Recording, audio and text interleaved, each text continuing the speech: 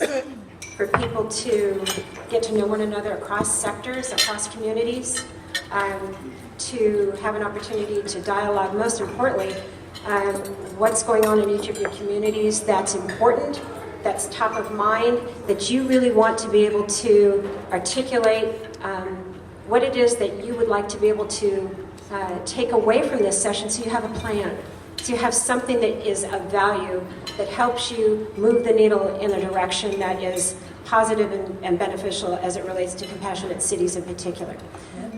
We're thrilled to be the newest strategic partner to the Charter for Compassion, and so it's a momentous occasion for us. Where are the gaps? Where are things falling through the cracks? That was a Freudian slip.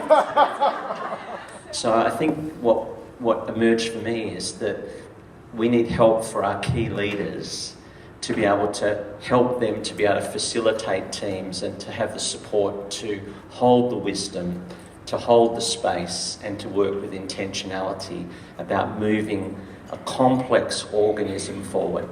Here's our issues. How to communicate what compassion is, because there's many different ways that people might define what that is. So how do you do that in a large space? How to, in this work, connecting with already existing programs, so not always having to create something new. Maybe this might be connected with the first thing about how to communicate about compassion, sort of being met by others with sort of this wall of cynicism.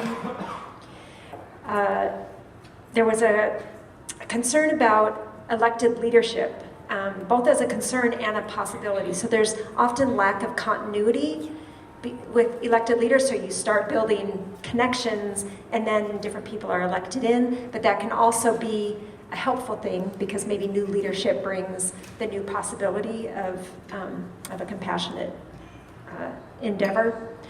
Certainly burnout of community activists and leaders. And then some of the issues, economic disparities, homelessness, youth empowerment, the big systemic issues like racism and patriarchy. This I found kind of interesting, finding a way to divorce goals from a political orientation. So in other words, how do you minimize these polarizations? Because often compassion, the conversation can start to feel political, and then it gets understood in these lines of division rather than a possibility of pulling people together. And then the last one, learning how to share power. In Mexico, they have a half-hour weekly radio program where they bring in the mayors and they're able to share and give information about what's happening. So being resourced both within the organisation and the steering groups that are doing the Compassionate Cities, and being resourced for compassion. So people have talked about what is compassion, making sure that people understand that. Certainly in Australia we do a lot of work on the science and evidence-based of the motivation of compassion. In psychology and neuroscience they're talking about the motivation of compassion. So that's a really important thing. Another one was the issue of supporting partners and how best to do that so that you're able to grow that awareness and act as a facilitator of a lot of work that's already happening. But and there's a two-way exchange of benefits for that. And then also there was a sense that sometimes the bigger the city, the harder it is to maintain ongoing, not so much support, but bringing enough people with you. And so there's a sense that it's a marathon, not a sprint. So those were some of the things that we spoke about. The biggest local hurdle is racism. We are the place of Dred Scott, where Dred Scott, the slave, was declared not to be a human being. So we are coming out of those scars. In our efforts, we began with grassroots, we began with the Interfaith Partnership Group, and then tried to create a coordinating council by which we got our major players all on board: police department, government, lawyers, education, arts, education, so on. We ran into these three major problems. First of all, the integration of the various players to become a supportive organism. In other words, there has to be grassroots, what we would call, and what the model given to us by Kentucky, by Louisville, is called a coordinating circle. The coordinating circle consists of those who are the visionaries, plus the heads from each of these segments of the society. So you have a lawyer rep, a government rep, an education rep, a police rep, whatever. And they are the coordinating circle. And as interested people come on board, let's say healthcare comes on board, then they join the coordinating circle. They are expected to exercise what is like an organ movement, like a vine in a garden, by which the persons who are on the coordinating circle move out then into their different groups and form a network. And then that network gets busy and then comes back and reports what's going on in that network. Our second major problem is involving government. Because, as mentioned before, we too got a mayoral proclamation. And then we had an election. Yeah. And then we had a new mayor. And she said, what? And so there has to be some kind of means by which we transfer and make sure that that data is in a portfolio and it is recorded so that it's not starting with square one every time. Third, our third major obstacle was bridging from interfaith partnership sponsorship to turning it over to a whole civic involvement. And we use the image or the metaphor of the Trojan horse.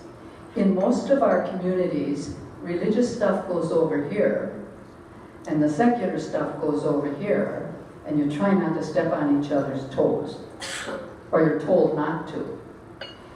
The Trojan horse model is a sneaky, holy way of dissolving that dualism, that apartheid in our minds and in our activity. So the compassion movement comes in as the Trojan horse gift into the secular city. And everybody goes to sleep and the belly opens up and out comes the army that captures the city. And suddenly everybody is saying, oh, things are so much improved around here. That's what compassion can do when it's done well. I have just two other comments. First of all, in our mentoring, you were told not to worry about money. You don't worry about becoming a WC3 or whatever. You get seed money to start, and once this thing catches on, the money will come, because people don't want it to stop, and so they'll support it. That was the direction given to us. That was what we were told. This constellation model is key, because it is an ongoing, organic kind of growth in the total community. And then we got that started, and then we went to the mayor's office. And the mayor, who went out of office, had heard about it in the mayoral council meetings in the US and was delighted that there were people interested. But then he went out of office. So there has to be something with both the grassroots and getting the government, together. We're sitting at a table with Compassionate Seattle, Louisville, and Pomona. And so we identified a few issues that I think have already been talked about. One that's kind of important is, why is it important? Why is it important to be compassionate beyond just words? just speaking it but not living into it. So making it meaningful and not just a mask or a cover or a political trick or device was one big issue. How to measure it, and I think we're going to hear something about that. But how to make it actionable and having some kind of yardstick to measure it. It is important to have internal transformation, but it can't be just internal. It has to be also measurable externally, and those two aren't mutually exclusive. So finding some way to measure change on the compassionate dial, if you will. How to create a holistic solution across all sectors, how to avoid silo mentality, how to avoid everyone kind of going it alone and not leveraging the work that's being done across many different sectors. How to accomplish systemic change. Several of you talked about the changes in mayors, the changes in political groupings, and how the energy that was there one year is completely gone the next. So how to create some kind of structure that can last for 10 years or more, and that is impervious to, that leverages the work of politicians, but that is impervious to the changes of the political environment. And when you figure that out, please let me know. The final two are the final one actually is communicating and outreach. So to reach the segments of the population in each of our cities that are going to be responsive and interested and willing to participate. So how to communicate with them. Of course, we have a bunch of ideas about that, but I'll leave it at that. Fayetteville, Arkansas. And at our table, we did have several from Fayetteville, Arkansas. We have a gentleman from Utrecht, the Netherlands, and Bainbridge Island. Thank you, Marilyn, for sitting at our table. Most of compassion. First we forgot Dallas, then we forget Houston. What is it with Texas?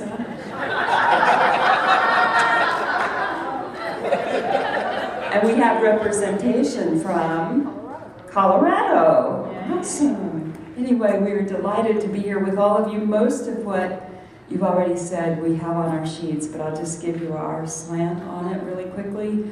For the gentleman from the Netherlands, he did state that there's a difficulty in communication between the levels of people politically and just communicating in general, from the upper class to the lower class, the grassroots. There's a vast difficulty, and he is dead set on setting a goal of becoming a compassionate city. So I just know he will do that. He's also said that there's difficulty between the political institutions and the religious. It's a difficult step to cross. That the mayor and the chief of police are difficult. In fact, they don't like each other, so that doesn't help a lot. In fact, he was saying how wonderful it was in Pomona because they're all on it together. And in Fayetteville, some of the things that we are challenged with are getting more people involved and keeping them involved and keeping the energy up. Because we have so many different charitable organizations in our area because there's a lot of poverty and homelessness. And because of that, we have all these wonderful, really compassionate people to try to do their own thing. And so everybody's doing this and that, and it's a struggle in some ways to get people to work together. That's what we're trying to do now, is to work within other organizations in our community of about 75 to 80,000 people so that we can make our presence known and make it stronger and more efficient. Also, sometimes it just feels like there is no golden rule empathy.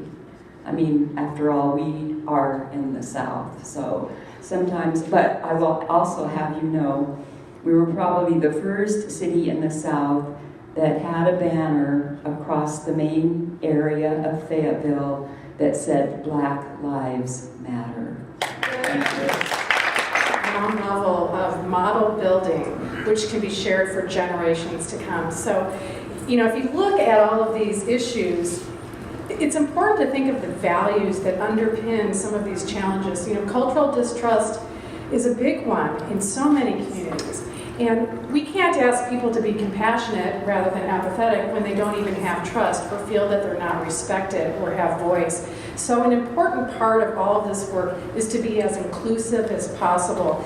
I'm going to be showing you the piece, some of the interviews on Pomona in just a moment, but I think what's important on all of this values work, again, is to include everyone in society. And when Lisa walks us through some of the evaluative work we do, you can see how easy it is to help people have that voice. And it may not be that I value compassion. I may just say I value putting food on the table for my family. I value having a safe neighborhood, and I don't really care what's going on the other side of the tracks. These are real. These are real people, and those are their values. So we need to acknowledge that and find our ways to build the trust, to build the respect, or whatever those values are. So I'm going to ask that we put a pin in these issues because in the spring, actually it's earlier than the spring, in February, we're hosting a leadership institute for the stakeholders, the champions, the sort of the project managers, if you will, to learn how to put the scaffolding around these initiatives.